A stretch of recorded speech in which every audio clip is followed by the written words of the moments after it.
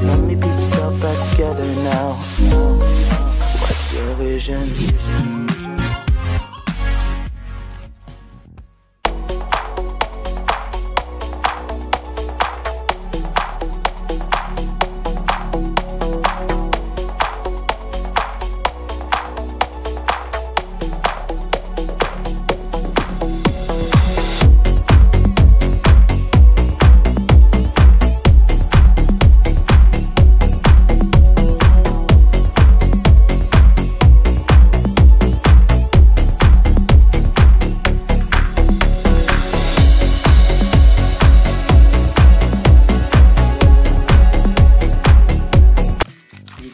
Konten kali ini berbeda karena ini merupakan tugas perkuliahan dan saya akan menggunakan bahasa yang baku dan formal. Next, yang akan dibahas yaitu public speaking atau berbicara di depan umum. Pengantar, ini merupakan tugas perkuliahan sesi 5 Bahasa Indonesia KH 0047375. Nama Ariski Putra Rahman, NIM 20200801373, Prodi Teknik Informatika, Universitas Sesa Unggul, dosen pengampu Ibu Sirtia Ratna Juwita.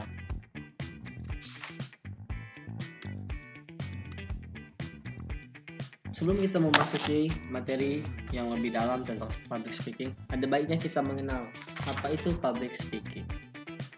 Jadi public speaking ialah sebuah bentuk komunikasi yang dilakukan secara lisan tentang suatu hal atau topik di hadapan banyak orang, dengan tujuan untuk mempengaruhi, mengubah opini, mengajar, mendidik, memberikan penjelasan, serta memberikan informasi tertentu pada suatu tempat tertentu. Kesimpulannya, public speaking itu bentuk komunikasi atau berbicara di depan umum dengan tujuan menyampaikan informasi tertentu. Selanjutnya, beberapa alasan kenapa harus menguasai public speaking. Mengapa kita harus menguasai public speaking? Yang pertama, banyak orang sukses berawal dari good speaker. Mengapa demikian? Pasti kalian bertanya. Coba kita ingat-ingat, siapakah orang sukses yang kita kenal? Oke, hampir dipastikan mereka pernah bicara di depan audiens atau di depan orang banyak. Intinya, apapun profesi kita nanti, apabila kita berhasil, orang-orang akan ingin tahu dan ingin belajar tentang kita. Orang lain ingin mendengar sharing pengalaman dari kita. Orang lain ingin tahu ilmu yang kita kuasai, kemudian mempelajarinya dan mengaplikasikannya dalam kehidupan. Jangan sampai orang terpaksa mendengarkan sambutan kita cuma karena jabatan yang kita sandang. Jangan sampai juga punya jabatan di kantor, tapi saat sambutan belepotan atau tidak jelas ujung pangkalnya. Jadi kesimpulannya seperti ini. Tidak semua public speaker hidupnya sukses, tetapi hampir semua orang sukses pasti menjadi public speaker. Semoga kalian paham maksud poin 1. Poin kedua, tuntutan zaman dan teknologi. Kita ketahui bersama di mana kita memasuki zaman modern dan teknologi yang berkembang pesat. Dengan teknologi yang berkembang pesat, kita bisa mengakses dunia tanpa batasan dan juga tanpa mengenal usia dan lainnya.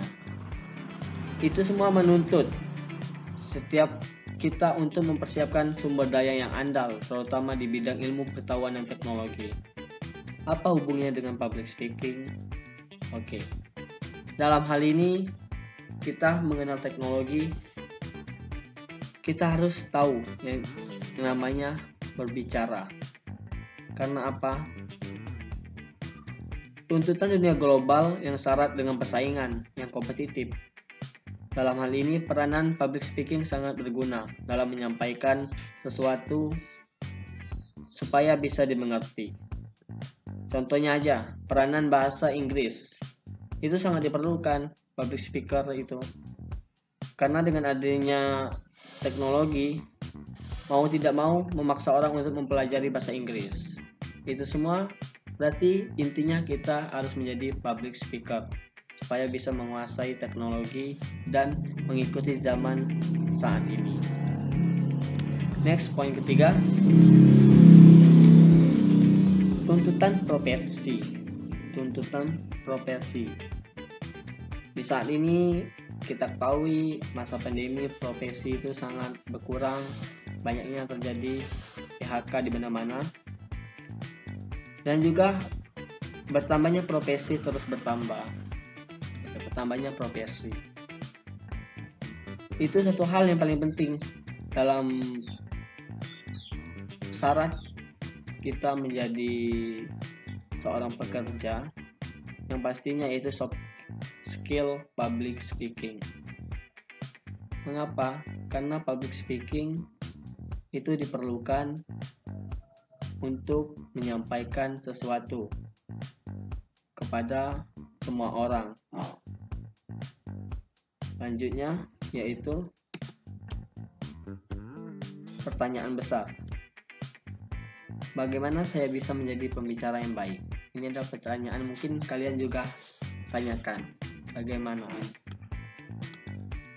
Mitosnya, kemampuan berbicara di depan umum muncul karena bakat. Ini hanya sebuah mitos.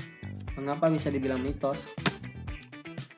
Faktanya, kemampuan berbicara di depan umum berkembang dengan latihan dan praktek. Jika begitu, apa yang sebenarnya yang menghalangi kita untuk berlatih dan praktek? Yang sebenarnya menjadi penyebab itu bukan karena kita tidak bakat, tetapi rasa gugup akibat berbagai rasa takut yang ada di dalam diri kita. Jadi cobalah melawan rasa takut itu.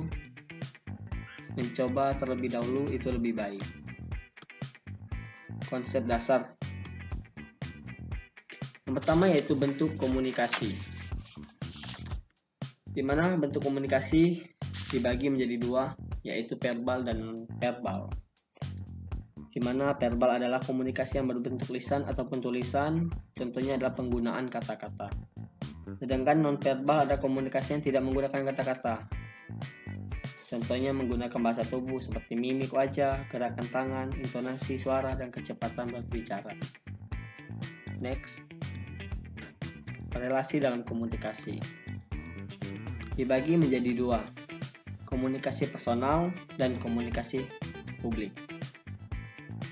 Komunikasi personal komunikasi yang dilakukan secara individu atau adanya komunikator dan komunitan pada ruang lingkup yang kecil. Sedangkan komunikasi publik atau publik ialah komunikasi yang disampaikan kepada banyak orang.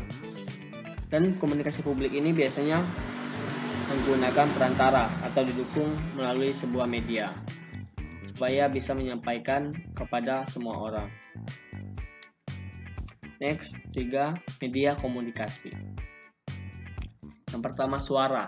Suara merupakan media terpenting dalam komunikasi karena tanpa suara komunikasi tidak akan berjalan dengan lancar. Yang kedua, tulisan. Mengapa perlu media tulisan? Karena dengan suara saja tidak semua orang bisa mendengar dengan jelas dan tidak semua orang bisa melihat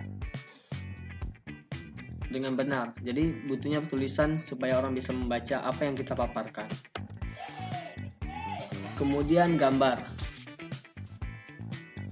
di mana gambar ini adalah media pendukung yang sangat menarik jika kita memaparkan suatu presentasi. Dengan gambar itu akan membantu kita memaparkan, menjelaskan kepada audiens. Selanjutnya yaitu video, tidak jauh beda sama gambar. Jadi video itu juga merupakan media yang sangat menarik. Dengan video kita bisa menampilkan suatu hal dokumentasi yang pernah kita buat. Jadi dengan video akan lebih mudah orang mengerti apa yang kita paparkan. Baiklah, selanjutnya teknik public speaking. Di mana teknik public speaking ini saya buat menjadi 3-4 bagian. Yang pertama yaitu variasi suara. Variasi suara ini meliputi volume dan kekerasan suara.